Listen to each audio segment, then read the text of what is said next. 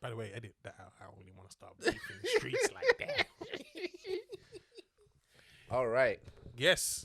Yo. Microphone check. I mean, I think on this first episode, we really should just talk about what this is and why we're doing that. What this is, it's a podcast. Yeah, but come on, man. Why How we're many doing podcasts are there? Everybody else is. No, I'm joking. Wouldn't like if people were just honest, though. What this is and why we're doing it. It's podcast and we want some fans, really. Bruh. I ain't gonna front like I'm doing anything different. You know, like I'm just in the game trying to get some fans. Facts. But you know, I love the simplicity of that, because what I realized because you know the funny thing, I don't actually listen to podcasts like that. But when I started to do walks, I would look for stuff. You know, bro, you can't. So many times you can play R&B slow jam album. So you know, let me throw in a podcast. You take walks to R&B slow jams by yourself. You know, I'm a thinker in it. No so anything that way, provokes, bro. First of all, hold on. You said I take walks, but if I listen to them in my room, dim the lights a little bit, and have a concert to slow jams, what you talking about? Oh, you don't do that. Where you have the hands in the air with the people. do you know what? Yeah, I don't know. I can't listen to slow jams. I mean, no. Let me not lie. What slow jams though? Like for me, like soulful tunes. Okay. I can listen to like Anita Baker and stuff. Okay. I listen to like Anita Baker. I can listen to like some of like maybe like one or two Luther tunes, but like to just put on H-Town. You've been working all day, knocking the boots. You know what I'm saying? You can't do that by myself. Not knocking the boots, but I can listen to Jodeci's album by myself, or Joe or R. Kelly by myself. I hear you. Okay, maybe like R. Kelly, but maybe no, I wouldn't listen to Joe or Jodeci. But do you know what it is? Do you know? I feel like it is. I feel like how you view music is how you experienced it. So when you experienced that music, it must have been at a time for you where you were learning what you like in terms of music. It was forming your tastes and so on. Well, now for me, there's going to be a version of that because I'm just slightly younger. That is going to be within my time period. That's shots fired, bro. I saw where this is going. I knew this meant something. I knew you were lining up to sign because you're an old motherfucker. I didn't say like that. Because I'm slightly trying to give me credit because I'm slightly younger, 10 years. But the point is, oh, bro, okay, interesting. I was just trying to say that, like, you know, you remember when Soulja Boy came out and said that 50 Cent is. By the way, he's out. Oh no, that's Bobby Schmurder. Oh. Shout out to Bobby Schmurder. This is the moment where the kids start going, "Oh, you old, uncle." Bro, I'm old. It is what it is. Why am I? You know, listen, man, I'm old, isn't it? Yeah, but the whole point is, you remember when Soulja Boy came out and said 50 Cent is old school rap? Yeah, and Snoop and them. Yeah, it's true. Know what I'm saying? And I got offended. Then I realized, damn, it is old. But this is my point. Yeah. So that's what I'm saying, that like even the way you experience. Like if you were a teenager or like uni when Jodeci came out, your relationship with Jodeci is gonna be so different from mine. I see what you mean now. Yeah, I might have come up in a time where that was the norm of you listen to R&B. These kids are not listening to slow; they're trapping. Bruh, I still went back and listened to stuff. Yes, but even the way that I listen to Anita Baker is not the same way as like if my dad was listening to Anita Baker when he was dancing and start singing, "Say more love, same in our days." You know, we used to boogie to this in those days. In our days, bruh, my mom is the queen of in those days. Who isn't as a Nigerian? But in our days, it's even it's specific. I don't know whether it's probably we probably would say that to all parents, but my mom specifically, she's such a far cry from who she describes herself as. No, she's not. No, she's a far cry to you. You can't exactly. see your mom like that. I can't see her like that. But she'd always tell me, in those days, Timothy de Gullivers. You know what I wrote this morning? Like, Gullivers, that was the spot. I said Nigerians always remember a name. Yeah. Or a location. Yeah. I was talking to my dad about when my dad used to play football. Yeah. And I said to him, he had a nickname. Yeah. It's in the script. I see you do. Yeah. I said, why did you call you that? You know, because I was good at because you know I used to play football. He said, why did you call this him? Because I was good. This is me. First of all, relax. But he was telling me about the teams them times. We used to play Christ School. They had one goalkeeper. Kyle the show me.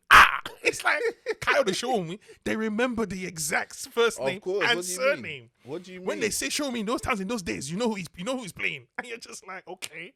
Timothy de Gullivers. You're just like, where? Gullivers. You're I've like, never even considered. But you know, it's the beauty there's a club called Gullivers. My mom was like, everyone knows me. I'm the last one there. I'm the first one in church in the morning. I said, you know what it is? Is this what we're proud of now? These stories are so relatable in the sense where when Nigerians gas themselves, it's amazing. That's why I wrote, everybody knows. I use my right, I use my left leg. It's just like, All right. Nah, bro. When they talk about it, it's like it's literally you like know what? nothing existed until they But showed think up. about it. Like, look how your children are gonna look at you Of course, in 10 years' time. of course. You're gonna have to salvage. Hey, bruv, man used to do ACS weekender, you know. Bro. Imagine trying to convince your children. Man used to move chicks left, right, and center. Okay, dad, relax. No. If it was a beating, it was me. Trying to hold on to that youth. Bro, I always used to say it. While I was at uni, I specifically knew within myself that one day I'm going to have to explain to my children what Soldier Boy crank that is. Wow. And I'm going to have to show them the darts that their big father, the one that's paying bills in the house, was doing Well, you know what, in Ola? the club. And so even while I was doing it, I was like, am I really proud of myself? The sad part of that story is the chances are Uncle Fumbi's going to be around on that day. You're going to try and rope me in to joining you. Now I'm older than you. I'm going. Can I get a hand? Just give me a hand to get up there. We're trying to crank you for the. Oh my god, that's a sad sight for us, bro. Bro, I told my niece and nephew, hey, when I get to I'm gonna be hot today. Hey, man went moist in his day. I'm not having that. Nah, bruv. Not Can't having go out like that. I can't go out. We have to. And that's the thing, because our parents. Remember, we saw them as parents from the jump. Yeah. So they've always been goofy ass parents to us. Of course. So for them to try and tell us now they used to be cool in the day, you're like, whatever. Hey, which day, bruv? Which day you talking about? There's Or always even one worse, day. I think there's a part of us that hates to think we got our swag from these people. Bruh. You know, to know that maybe all your swag, all your game came from this woman who I think is goofy. I didn't even grow up with my dad, but every day that I find out how similar we are, just It's mad, isn't it? It's mad, and that's an interesting way for me to look at it. That like I didn't even pick it up from being around him. Maybe it was just genetic. You know, he used to so he had his day job as an academic. And he was a professor in a college, but he was also promoting music. He used to bring Nigerian artists over, and he did it under the name Ola's Music. And I was like, I do comedy as Ola the Comedian. And he was like, oh, that's interesting. Why Ola's music? Pardon? Why Ola's music? That's the name he chose to use, Ola. Even though, had they named you by then? Or had he had you No, by as then? in, so no This is one in my before family that. calls me Ola. They call me Ola. My name's Olawale. Right. So everyone calls me Wale. You're lying to me. Yeah. And Don't you just hate that confusion. You come to the family, Ola, like we know we call him Wale, like, oh, jeez. Yeah, but that's usually how I sort people out, bro. If people come to me and they say Wale, I'm like, oh, you must know me from somewhere intimate. Don't you hate that too? So, this man he's trying to disarm me. He don't want me to be Ola tonight. He's trying to disarm me, Wale. Like, damn. Wow, that's crazy. I've Yeah. only known you as Ola though. Which one are you comfortable with though? Ola is just easy for me to introduce myself to people. I see. Man. I just like to say I'm Ola, and that's why I've used that for comedy and for everything else. Do you think there's differences? Do you think there's a difference in personalities? Is there an Ola? Is there a Wale? Is there an Idris? Yes, there is. Idris is my professional persona. When Okay. all my day job stuff, I do it as Idris. Wale is the person Family. in and out. Yeah. And Ola is For the you know, world. the comedian. He's Ola like the- whoever. Yeah, Ola's for the world. for the streets. Bro. Ola's for the streets. Ola is for the streets, Ola's man. for the streets. Yo, ask 12 different people who Ola is. They'll give you 12 You know what it different is? answers. You got your little sanctuary game on point. You know, when I go home, I'm Wale. You know, for the family. You know, you need that. It's you know that needed. deep interview, and I need that. You know, you're with Oprah on the sofa. You know that MTV Diaries? Yeah. Oh, you think you know? You Yeah. have no idea. When I'm out, I'm Idris. When I'm signing those contracts, it's Idris you're talking to. It's like, This. this brother got layers. Damn. You know, but when I'm at home, it's Wale. You know, Yo. and my daughters call me that. You know, it brings me down to earth. Bruv, do you know what? Yeah, there's so many things to explain right now. I'm actually enjoying holding this mic, first of all. I don't know if it's messing up the sound, but this kind of run and gun approach that we take, where Run and it's like, gunner. where we're just like, What you discover. we just, like, let's make it happen. You got to. I'm loving this, bruv, Yeah. because do you know what? If I basically, I've ordered stands for the mic, and they haven't arrived on time. So we still want to make it happen. I've used an old like microphone stand for stage for you, and I'm just holding the mic myself, and I'm like, this is what it's about, bruv. This is really the what mad it's part about. is I've done podcasts where they put the little shuttle thing, and the 7-man talking into that. So I'm not gonna pull up gotta to your talk to yard, like a Ouija board, right. So I'm not gonna pull up to your yard like, oh, you ain't got the mic stand right. Yeah. And plus, because I'm on that wave of the runner gunner thing. Yeah. My friend said to me one time, she didn't want to do nothing because she's a perfectionist. And I said, but what have you perfected? Oh my goodness. And she Wow. she didn't like that. That's you know, violence, you know when bro. you've hit them when they deflect again, Yeah. and leave the convo. Yeah, I said, bro. what have you perfected? I felt it. So As, what have as you a perfected? recovering perfectionist, Yeah. I felt that question. Like, what have you perfected? Ooh. And she was just like, because this is me. You're saying you're a perfectionist, but I've never seen you put anything out. So how are you a perfectionist? Putting nothing out because you're afraid it's not going to be perfect. It's not being a perfectionist. You're just scared.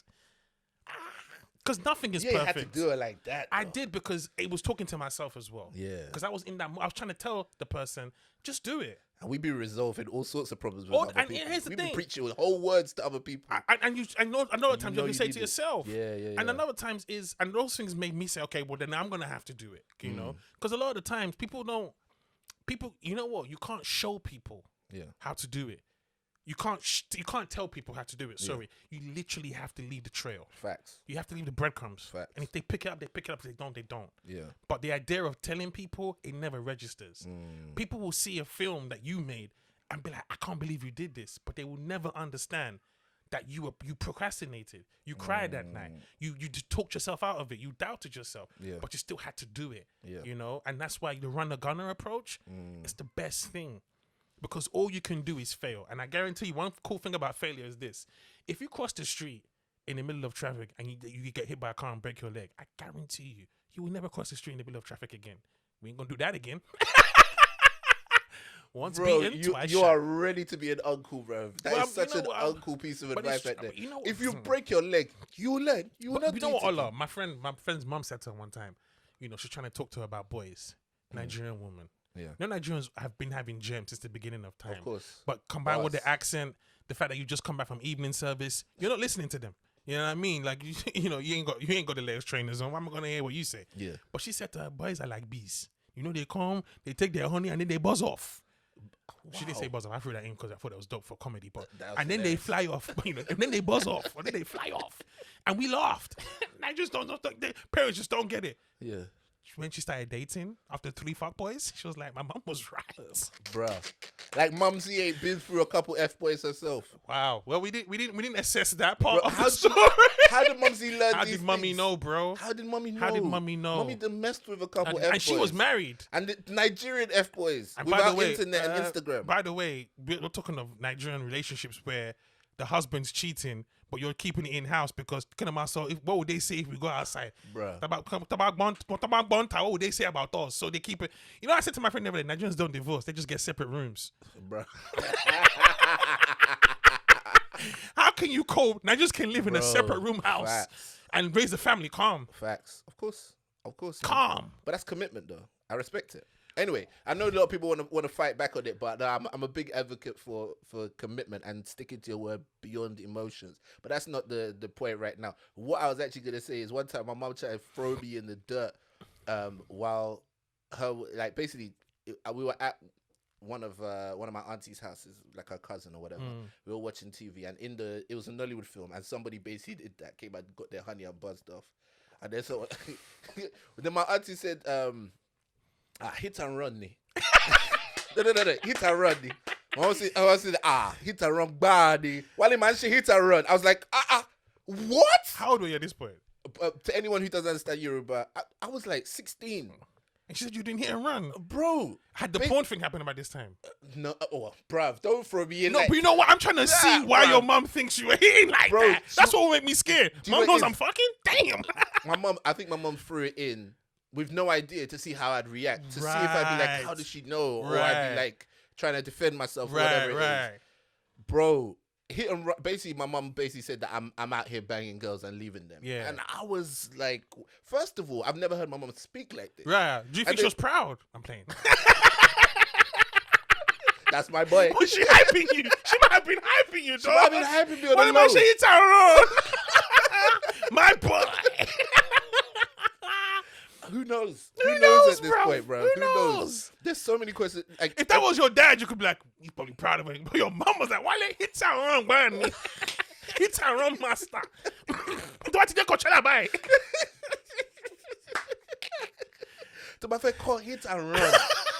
Lossy Wally. To my Say hit and run. Down 911, hit and run. No, but it's just mad that your mom threw it to you, boy. Bro, I didn't understand it. I didn't get it. But yo, my mom So threw what did me you under the say? bus.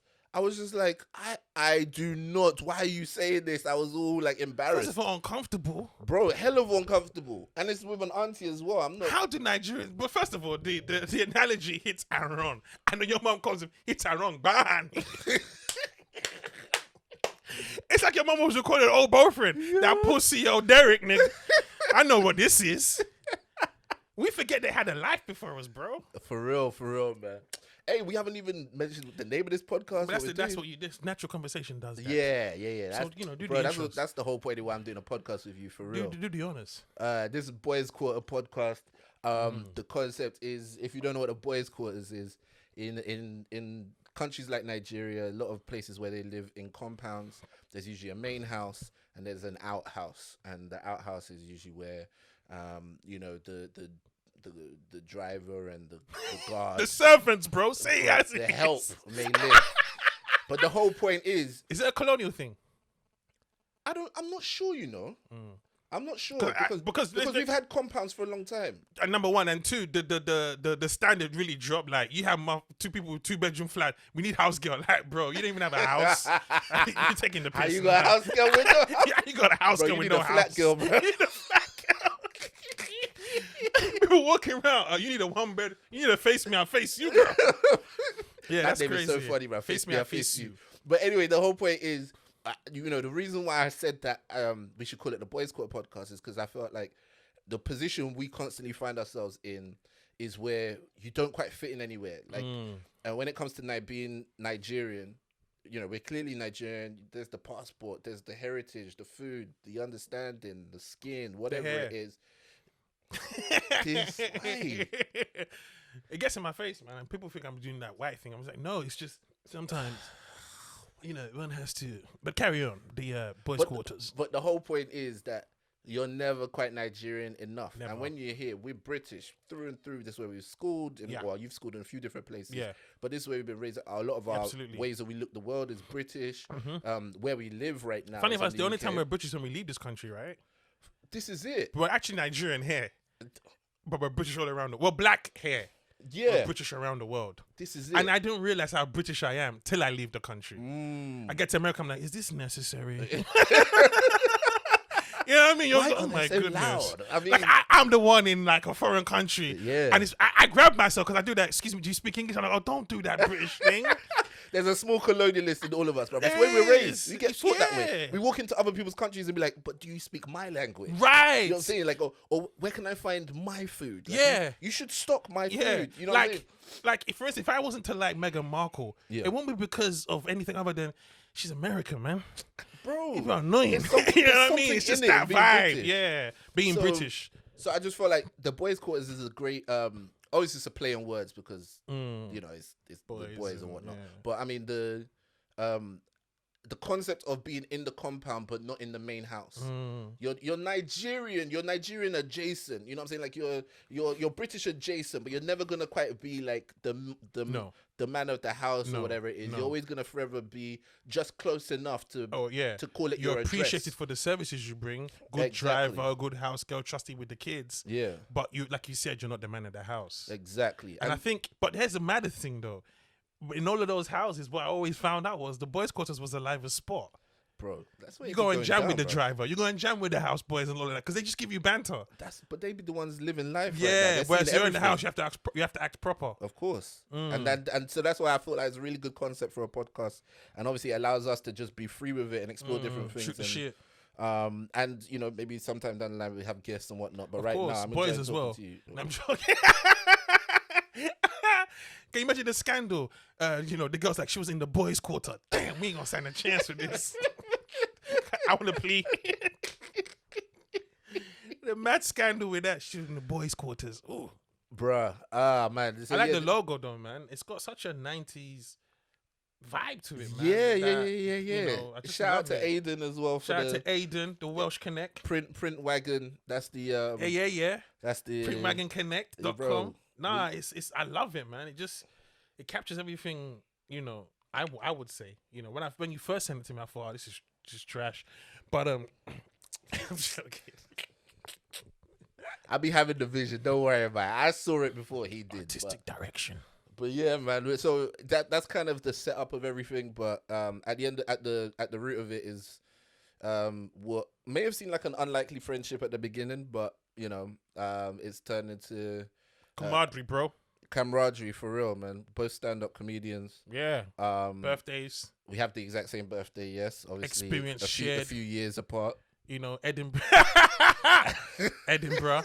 Yeah, we've been to Edinburgh a couple of times. Dubai. Not at the same time, but you set the tone. I jumped on it. Yeah. You know, we've done a few TV spots in the same room. We've Facts. bumped into us like, oh my days, you know. So yeah, you man. know, it's and often just find yourself in the exact same, like having the exact same stories and appreciation and experiences and appreciation for for what we do. I think Tupac is both of our favorite We're rappers. both Tupac fans. I think you're the bigger Tupac fan. I'm obsessed. Yeah, I think every episode you should give us like a Tupac bar and break it down for us. Tupac quote. Or quote, yeah.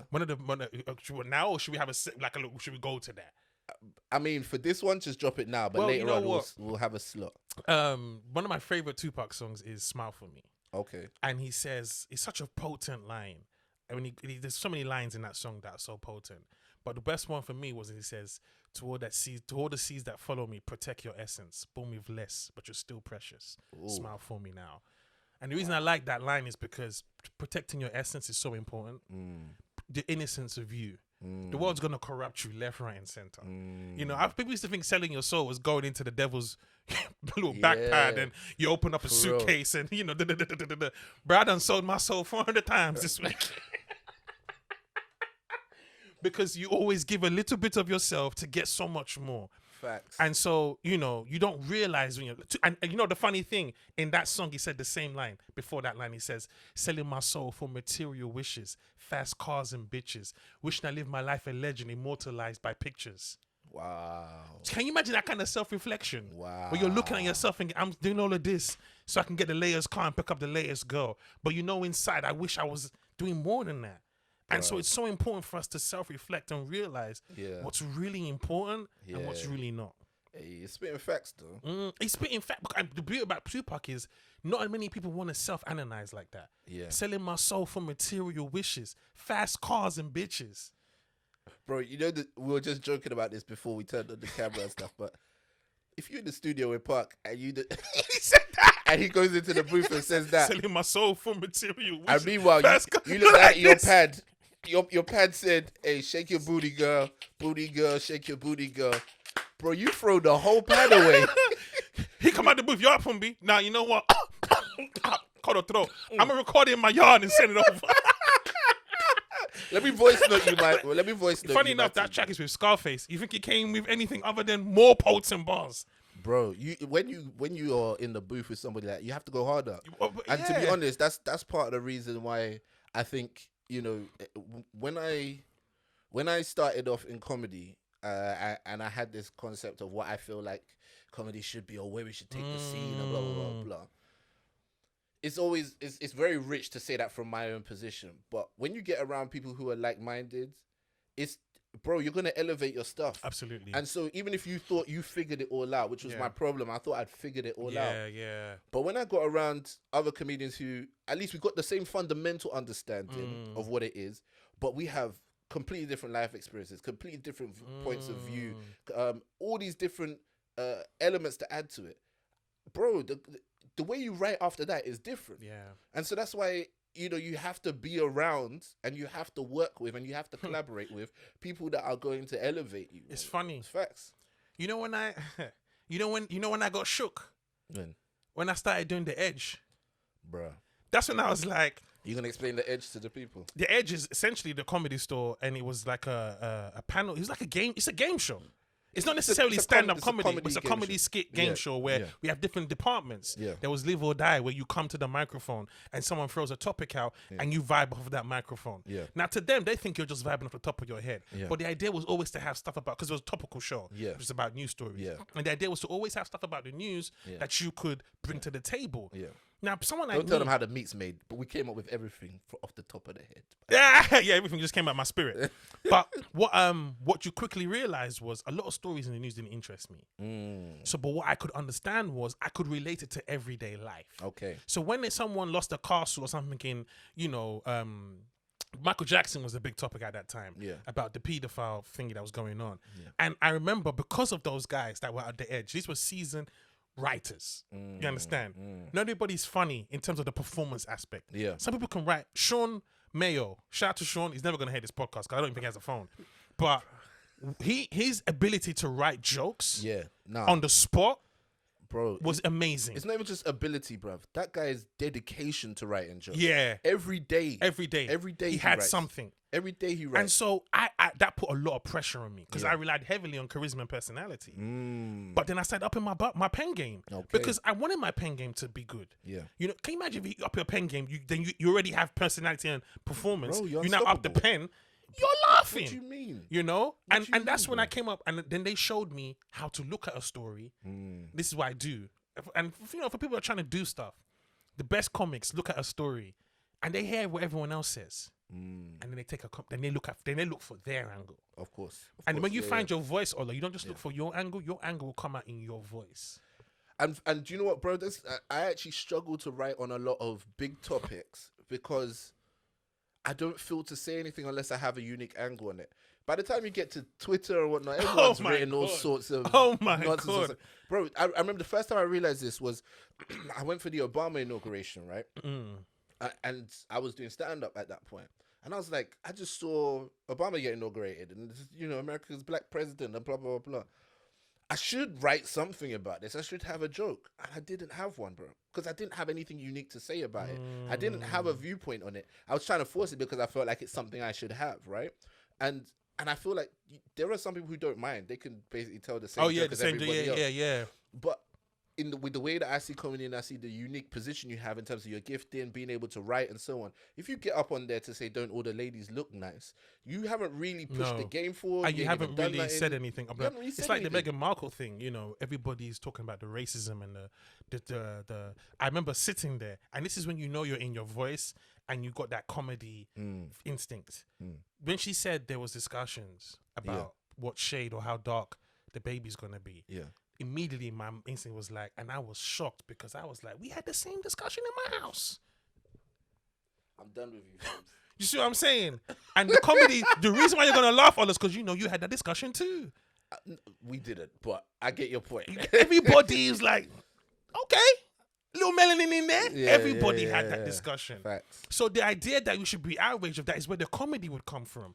Because the fact that I can't actually turn my nose at that because we had the same discussions. Bro, and it's the thing that, that's when you start to get into the nuance of a topic. Of course. You know what I'm saying? Like you start to deal with the things that don't make it, people like a nice, tidy, neat narrative, and life is never like that. No, life is never like one thing happened and that caused everything. And that was everything. Yeah. There's always so many ins and outs. So many, exactly. And what you're bringing up is the inconvenient part, which is some of the stuff that we are upset with white people for. We do it ourselves, and so until we address why we do it ourselves, we're forever just going to be pointing fingers. Yeah. We're never actually going to resolve anything. No. Because we've never actually even dealt with it in ourselves. So we're trying to resolve it in somebody else. Kind of like when you are giving somebody a word and it's like actually about perfectionism and you're actually talking to yourself. Yes. We need to start, first of all, realizing, hold on a second, why is it that sometimes you look at Nigerians and in Nigeria and you're like, you guys are the most focused on shade of skin and color and stuff like that. And you're all black. Yeah. Like, literally, you all live in this country together. And you still she's very fair. Yeah. She's very fair, very... In fact, the love of Meghan Markle was because of her proximity to whiteness. That's why everyone loved. She's beautiful because of that. Bruh. And I said to everybody, that's how white people treat a mixed race woman. Ain't like he brought Lupita home. If Lupita had come home, then you would see some stories. Lupita stopped again for mistaken identity by her own gods. Then you will see what real racism is really about. Bruh. And the thing is this, I can't do this. The Daily Mail will be reporting on her hair budget every day. Oh my God. We will say to Lupita, baby girl, you got to go. because it's not because She done spent £3 million. like, and the thing is, I can't as a comedian, and I learned this from Chappelle and Rock. I can't look at these topics and not analyze it from every single angle. And not ask questions that will provoke me to write interesting responses. The first thing I thought when they said there was someone who goes, "This is me," I'd expect that at the dinner. Oh, he's rather light. Like, I expected that. You know, and I'm not saying that it's right, but I'm saying for me, when I'm looking at these stories, I see the emotion people put into it and the responses on the Twitters and the internets. And it's a whole day of this. And it seeps into today. And I said to myself, that's a script I didn't write. That's a joke a routine I didn't work on. That's a movie I didn't watch. That's something I didn't do for my own time. They got paid. CBS were charging $500K for advertising space. I messaged my friend and said, how do I get into this pack? They paid $7 million for that.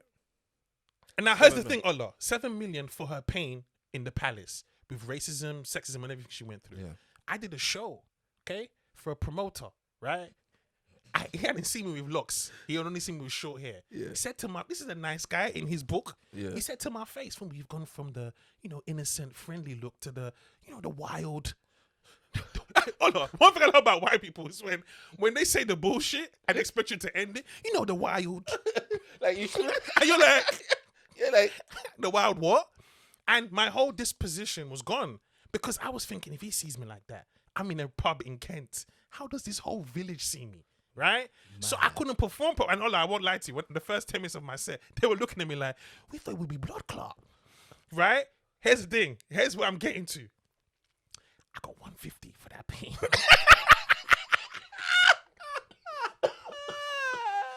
I took my 150 and I drove home, man. Oprah didn't call me. I didn't get $7 million for that. You gonna take that 150? I took that 150, Ola. My pain was worth £150. She got $7 million for hers. Can you see the comedy, Ola? Can you see that how I would be resentful for her? I'm like, you getting $7 million? Yeah. And I tell my story, and you're like 150? It's like a joke that one of the opening prayers I did at Sunday service, where it was like, I can't remember who it was, but it was a big boxing match, and people were making fun of the guy who lost. Reese beat. I think. Oh no, okay. I can't remember who it was. Joshua. It was an early Sunday service, and I was like, okay. A lot of people making fun of my guy, but he actually got paid this much for the fight. Meanwhile, you've been beaten up for free. Imagine that. And it's like, imagine that. Meghan Markle married into a very, I would say, toxic family, an institution. Yeah. Where they have a way of doing things. You see how they do white people. Yeah. You understand? You see how they do their own. Yeah. It's just a mad place. They did Diana bad, bro. They used to call the Duchess of York the Duchess of Pork. Are you kidding me? Yeah, and she was married to Andrew. Once the relationship went and she was not part, they went to town on her. She had to borrow $20K from Epstein. It's not a family you want to get involved with, like, unless you're ready, unless you're built like that. But here's the thing: we've all had toxic in-laws, people that her mama coming around, I can't even stay in the house no more. But you don't get $7 million for that. For real. And so when I look at it, it's entertainment to me. Remember, I used to say you have to block the noise. You take what you can from this and keep it moving. From material, I take it and I build a structured set. But I can't invest in it and now call out racism and call out the Royal Palace for racism based on this, because you to call them out on racism and saying they've been exposed, it's almost like, have you been living on this earth? Yeah. I get, and I don't know if that's wisdom or age or just getting tired. Well, that's what you said today, like Ola. learning. Rebellion. On all it's a young man's game. A young man. Ola, we've been there where we've been like, what? Burn the palace, burn the queen. Do you know what? The reason why I'm rethinking it slightly is because till this day, black women are steady on TV shouting out this stuff, right? And in many ways, I go, are we slacking off or are they misplacing their energy, right? So for example, Jeannie Yashere, who I respect very much in terms of the fact that she's cool, she's taking me out on tour, much love for her, but she's better than what she's doing. She's better than what they have her doing on that. But I mean, she's on the news basically calling out the racism and so on and so forth. But she's better than that. I respect it. Fine, that was her opinion. Yeah. But I'm like, at the end of the day, you finish out and then they say thank you for that, Jeannie Yashere. And then Piers Morgan posts the ratings of his argument with Auntie Shola saying, thank you guys for watching. What? bruh. And that's what I'm why saying. I attacked the race debate in my material. Yeah. Because what are we doing? What are we actually doing? I I read think that just- book that says, why I'm no longer talking to white people about race. Yeah. Which was funny because all she did was start talking to white people about race. Bruh. Because they were the ones putting it on the platform. Bruh. Which I understand. Yeah. But what I took from her book was... How mad is that, How though? mad is that? How mad How you write mad a is book that? called that? Why and not look to about race? And it's like, so, tell us about your book. Wow. But what she was essentially saying was this: we need to stop convincing white people of our existence, of our humanity. Yeah. If you don't get it, you don't get it. If you don't see how they treated Meghan Markle versus Kate Middleton, then that's okay, because I can't convince you to feel that way. We've got things to do as people. We have healing. We have family members who are aging now. We have to deal with, we can't put them in care homes because they're not going to have that. My parents are talking about moving back to Nigeria. That scares me. I've never been in a world without my parents. Yeah. But now I'm my own man. And they've done their time. So they're like this. I want to go and enjoy my time in my home. So those things are in our lives right now. Yeah. So the idea of me putting all my energy and time and passion into shutting down race flames, I can't do that no more. And all of what I realized was there's a better way I can tackle this. That's why God gave me a talent of comedy, to use that gift to challenge, to push the ideas and envelopes forward. I watched a film yesterday called The Way Back, which is with Ben Affleck. It's a simple story. A man who's an alcoholic is given the opportunity to coach his old school team that he quit. It was just a movie about being a father who has lost a son and how he had to deal with it because he was always drinking. Yeah. And you see what the pain he was running from. People forget black people have lives, Yeah. Race is just race is the terms and conditions that came with living with white people.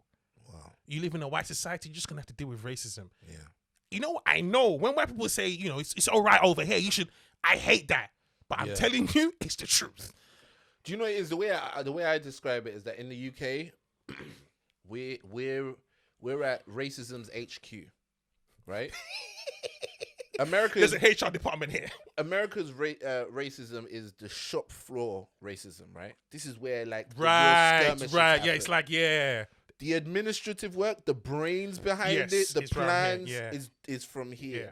So when you get racism at the HQ, everyone in the office is an office worker. They're not on their feet all day. They're sitting down. You know what I'm saying? They have meetings. They sip coffee and tea and so on. The ones on the shop floor, the ones that run around, they get tired at the end of the day. Their legs are tired. They're dealing with real members of the public and so on. So they bring their energy different. So they bring that energy different, but they're still carrying out the same operation. Absolutely. And if you look at it even physically in terms of how colonialism's played out and so on, how did such a small country conquer the rest of the world? They had to do what the brain does, not what the hands do. Do you see what I'm saying? It was the ideology that killed us, It's the ideology. It's all in the mind. All in the so mind.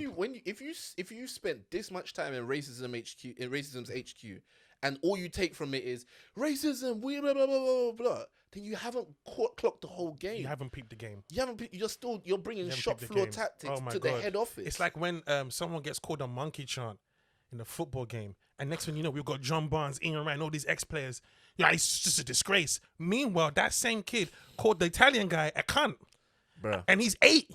Nobody called the kid out and said, excuse your language. He said, fuck off, you wankers. He's done all of that around parents. No one's called him out. The moment he says monkey, oh my goodness. It's bro, it's leveling up, isn't it?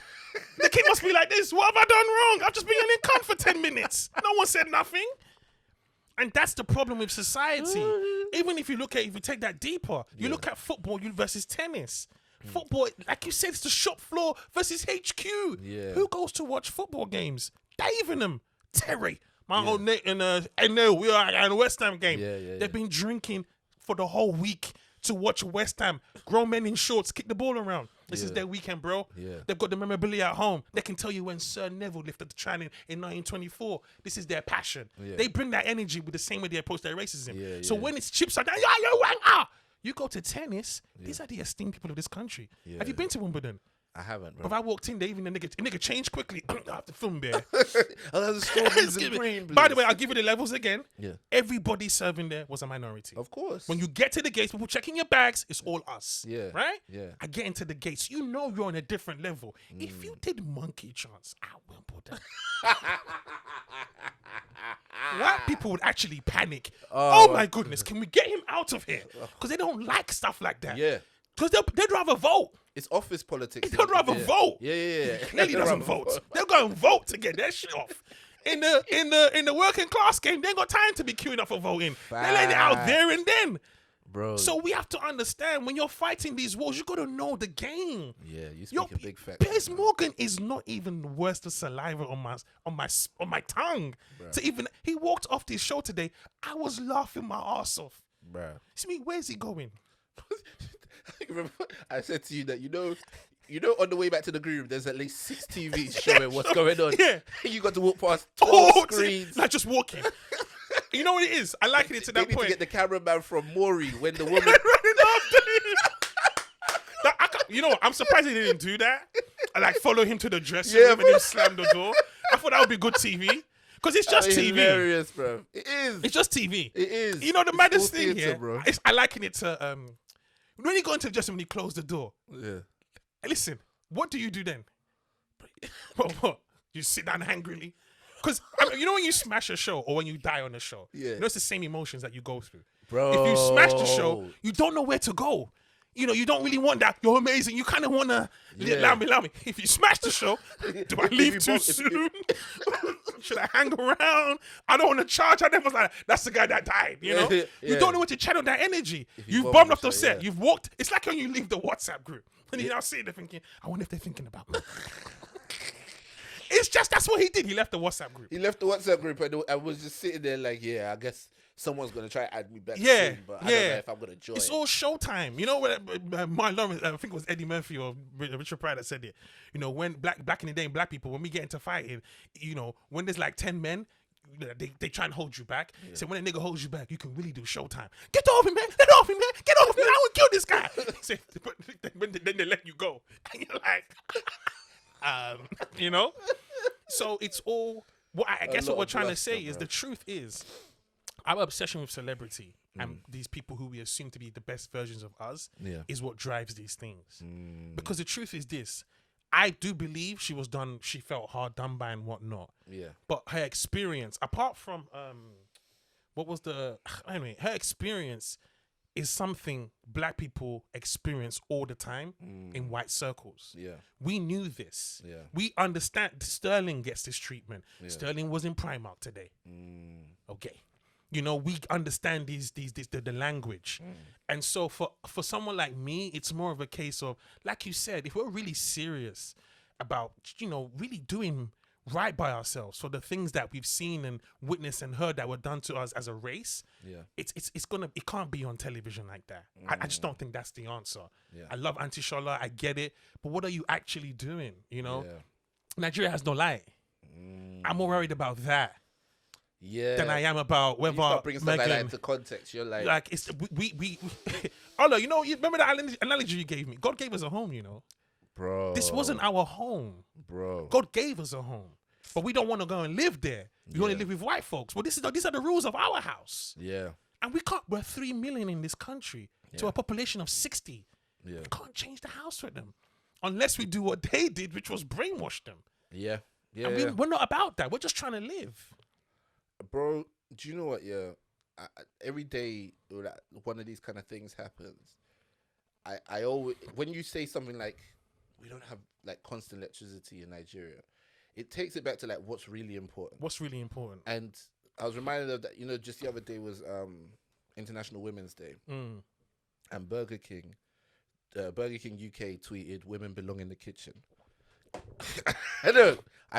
There was a banter to it, though, right? So then next tweet on the thread is like, if they want to, of course, only 20% of chefs are women. And so that's why we're now announcing a scholarship program to help our female employees chase their culinary dreams. Burger King doesn't even hire chefs. They got cooks. Chefs. So they are investing in women. I'd really like to compliment the chef on this Whopper I just bought. They are investing in women to become chefs in restaurants, right? Wow. Now, so not even in their restaurant. Not in their That's restaurant. big. Think about that, because That's they don't a hire big chefs. move. You see what I'm saying? So when Hmm. obviously, what's the discussion going to be about? The fact that Burger King tweeted women belong in the kitchen, right? People obviously went to town with that, retweeted it. Oh my goodness, delete this now, blah blah blah. Big up to Burger King though, understanding the times Bruv, we're in. they knew the game. They knew the Bruv. game. And so the thing is, even if you say, okay, it was in poor taste, they shouldn't have used it, blah, blah, blah. The truth is, as far as social media statistics go, it worked. But also, long after we've forgotten what this tweet said, those women are going to have those jobs. 20%. Yeah, if you really want a job, I would be like, man, you could have started bitches belong in the kitchen. Yeah, that's cool. I'm going to pay for this stuff. Bro, they are paying. They're paying. They're paying for women to go, do the training and so on. They started a scholarship. They put real money down for the freak. And you're going to focus on the fact that they said women belong in the kitchen as a way to grab your attention. Well, how else are going to get your attention? If they put it out there, you people wouldn't listen to it. And that's the thing. It's like, I said to my friend, there's so much more we can do that we're not doing. Yeah. I want to not just make comedy and shows and stuff so that I can be like, it's ridiculous how they put their lips on us. I want to do mentorships. I want to create schemes. Yeah. I want to do things that inspire our people to remember, to give back. Yeah. I want to honor our mothers and fathers. I want people to know that we come from a long line of people who worked hard. It might not have been baller, but they showed you the understanding of hard work. I want to give back. I want people to understand that racism is just something we experience, and we have to stop. I don't know. For me, it's just the same noise. Yeah, I've heard this debate a million times now. Greater men have said it than me. Malcolm X, Martin Luther King. I've watched them express detail, break racism down to the point where you don't even need to hear about it anymore. Yeah. But yet we still do the same thing. Everybody wants to be Muhammad Ali or Martin Luther King, the spokesperson for the movement. Yeah. But what you don't realize is this: you just become a spokesperson. And like everybody knows, and there's no movement. No movement. There's no movement. That's a bar. You're just a spokesperson for no movement. You don't move in black people every weekend. You don't have a council of teams that were following up on these things. Someone take my news. We're just seeing arguments on television. Whether you like it or not, Auntie Shola yelling at Piers Morgan is all white people see. A black woman being aggressive. You can't take that image, whether you like it or not. Whether you agree with it or not. I might see the passion behind it, but the passion's misplaced. Ooh. You're giving that to Piers. Piers doesn't deserve my passion as a black person. He doesn't. He doesn't get to understand the depths of how the fuckery pisses me off. He doesn't get to see that. It's not for him. That passion's for me to give it to the work and let the youngers come up and fight the fight. We keep doing the same shit, we get the same results. Maybe, I just said to Fumi last night, maybe there's a different approach to this that we're missing out on. Because all racing has become is a TV show. Yeah. I feel you, bro. You get a couple black people to come in and they speak on behalf of people they don't even represent. I've never met Trisha or Lenny Henry or any of these people who speak on our behalves. I met Lenny once. Right. And I'm not slating that. I'm just saying. I was in a competition. He was judging it and he told me that my ideas were all over the place. But it was good though. Yikes. No, I was like, do you know what? Fair play. Because there's times where I specifically don't like to use segues. I like to just jump from one topic to the other, and I've learned how to do it better now. So okay, that's and funny. Like you said, he just the fact that like I grew up watching this dude, I've seen him there. My guy goes, yeah, it was good, but your ideas are all over the place. I'm like, oh, all right. Well, here's the mistake. You have all this energy for me. You have the energy. You know the maddest thing? The biggest mistake is this: that for one to assume that you can actually do a stand-up set and someone can judge it. True. And then I met him again because he was auditioning for some show that he was trying to get made. I walked in, I was like, oh, we've actually met before. You were judging the competition. He was like, oh, really? So what would you like to start the audition now? I was just like, oh, this dude don't even remember me in the slightest. How many black people were there that night? Bruh. I mean, it was, to be honest, it was 3 of us. So really there's no excuse. There was 3 black comics. 3 black comics. It was a Channel 4 diversity show. So you, who and who? It was me, Slim, Jason Patterson. You all look the same, to be fair. I'm joking. You're all pretty much bald and black. But they had us competing against Chris McCausland and Liz Carr. For the BAME stuff. It was a diversity It's competition. BAME. No, Diversity. they're both white. Yeah. Also, So, diversity. but Chris McCausland's blind and Liz Carr is a lesbian and she's in a wheelchair. So they had us like, who won? bro. Chris McCausland won. Okay. They did a diversity competition. The white man won. To be That fair, was my Chris joke. I McCausland- did a joke about it. Like I was like, Channel 4 held a diversity competition and the white man won. Now that's not to take anything away from Chris. Chris No, is Chris is a funny. good comedian, I've yeah. done this joke in front of Chris. He didn't Yeah. see. He didn't see me do it, but he heard. it. Joe, you can. But the whole point is that, you know, in that situation, you're having me as a black person compete against the blind white guy. If you really want diversity or whatever, all these kind of terms you keep throwing What out, was the audience? just give us all What opportunities. was the audience? It was Channel 4 people. So predominantly white people, right? Yeah. Who do you think they relate to the most out of everyone on that panel? Come on, man. The blind white person and the person in the wheelchair. Of course. Because it's whether you like it or not, just We because were there he's blind explaining ourselves. doesn't mean he's not white.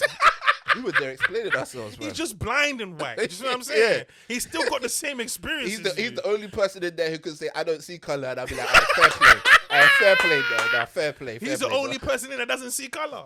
You lot still see color. And the problem is this: diversity is the fact that we're both British, right? Yeah. And we're doing a podcast right now. Have we spoken Yoruba on this podcast? That's diversity, bro.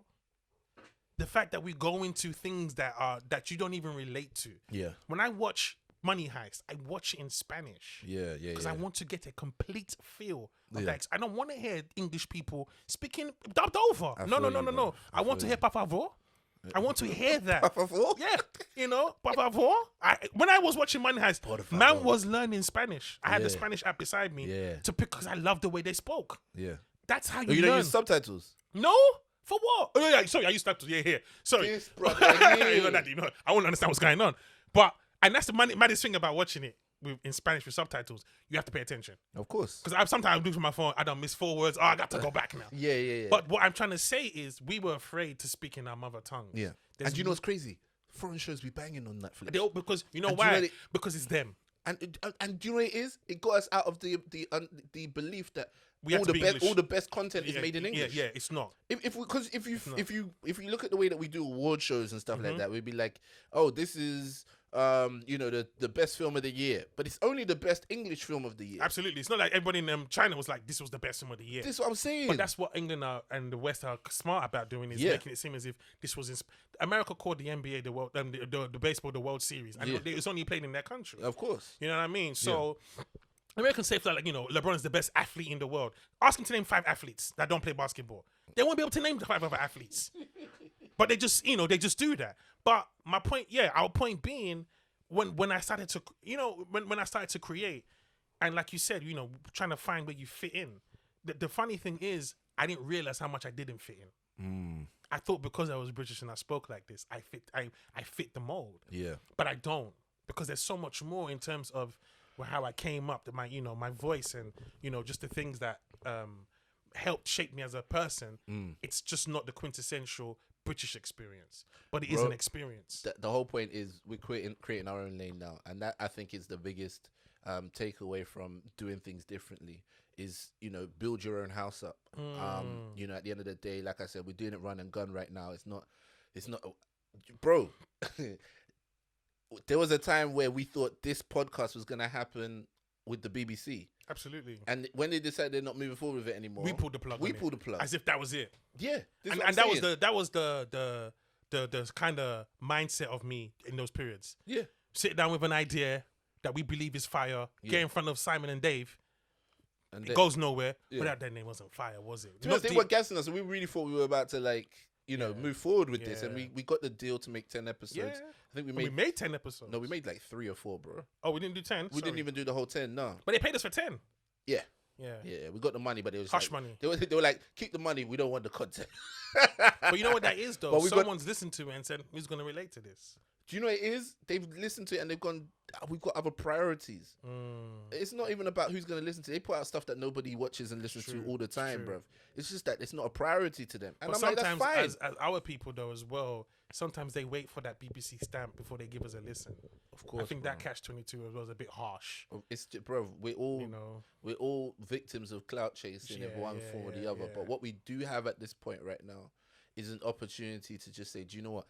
Rather than spend our whole lives complaining about how someone else does something in their house, build your own house. Yeah, man. And if you can't build a house, build a boys' quarters and do your thing in Start there, in the bruv. boys' quarters, man. Let's wrap this thing up, bruv, and tell the people where they can find you. And you know, this is the first episode. So But you can find me in the boys' quarters. I'm by the left of the house. But on socials, Hey, I see left. Tabati boss in the gate. Hey, I see left. Man, you know, boys' quarters. At Fumbi on all the socials. I'm a bit quiet on there, so don't expect mad content. But the pod is gonna be one of the things coming out. But we got stuff in the oven, Of course. so you know we're gonna be working on that. But yeah, man, at Fumbi, and man, this was the funny thing. Before we even started the podcast, I was thinking to myself, do I really want to do a podcast thing again? You know, I'm not really for the talking. Now I realize I am for the talking. Bro, you are for the talking, bruv. Do you know what? Yeah, this is what we do normally anyway. We're actually just recording our normal chat space. Before we're supposed to be working. You know, so yeah. So, right. follow me at olathecomedian on Twitter, Instagram, Facebook. And sign up to my Patreon if you want to financially support everything. All of this equipment. Shout out to your patrons as well, man. People that have signed up. Shout out to the patrons, 100% who've been supporting since Sunday Sermon with Ola, since making Fumbi talks. You guys have really helped to contribute towards all the equipment in the stew. This is the stew right here. Yeah, man. Got some new trainers for that. Shush, man. People gonna feel like I ain't really using the money well. New house and shit. Thank you for the patron, bruh. This is the stew, the studio, aka the boys' quarters. And you know, I've managed to get some decent equipment because of your financial support, and also it gives us hope that you guys actually not only value our stuff, but you're willing to value it financially. So we can go direct to you. We need to stop basically going to gatekeepers who let us come back to our own audience. We just need to come to you directly. So if you're willing to pay for it, we're willing to make it. We're gonna make sure we do something nice for the people who are the patrons. Do some extra content for you guys. Definitely. Put some stuff out and get you guys involved. I think we should do maybe like a question section, and you have to be a patron to submit your question and stuff like that. I think that'd be dope. Just as a way to show our appreciation. But first episode, I enjoyed this. This is natural, bruv. I could do this all day. Standard. So much love, peace, guys. Stay blessed. Peace.